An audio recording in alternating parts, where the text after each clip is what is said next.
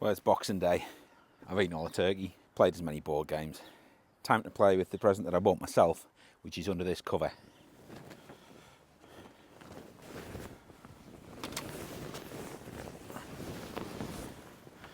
No prize for guessing.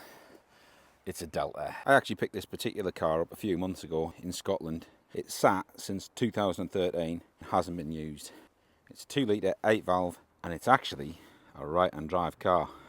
Interior wise, yes, it's had the right-hand drive conversion, which was done by Lancia themselves, and it's on these glorious Recaro perforated leather seats.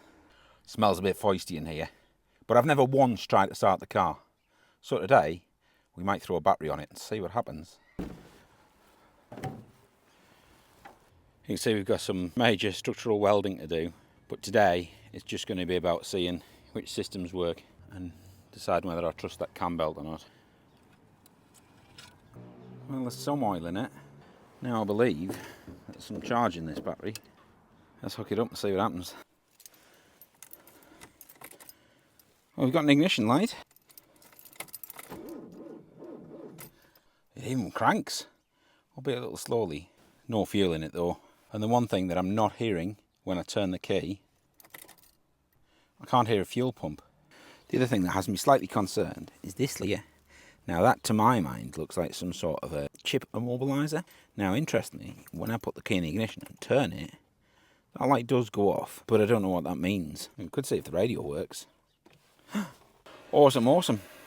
I've got an Alpine head unit in my Integrale.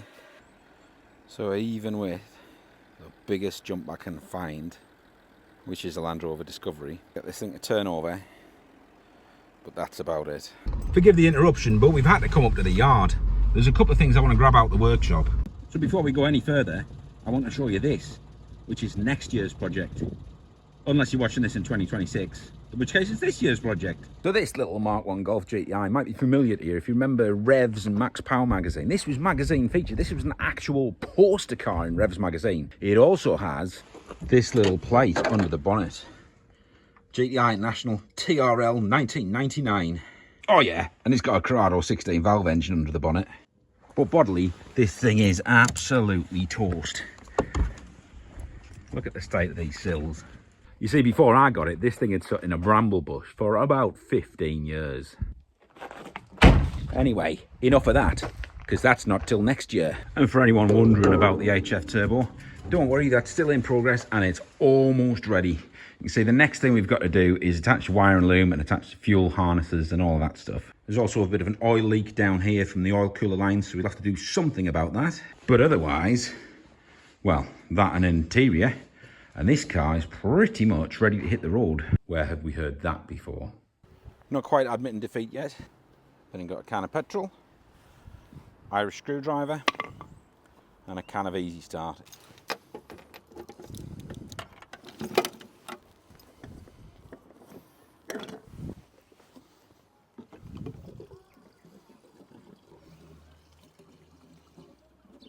You see, what happens over time, inside the fuel pump are all these really intricate little mechanisms, impellers and cogs and motors, and if they're sat in dirty fuel, they can get gummed up. If they're sat dry, they can go rusty, and what you need is to be very precise and get them, well, moving again. Well, I've bashed that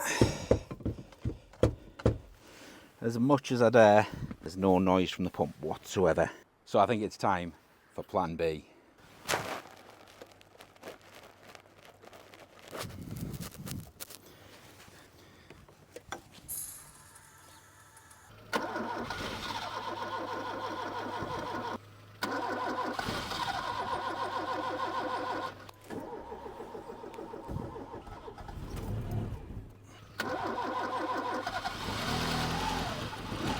That might not quite be running, but it's definitely a runner. Okay, the car needs a complete restoration, but in theory, I can be confident that at least I have a mechanically viable car as a starting point.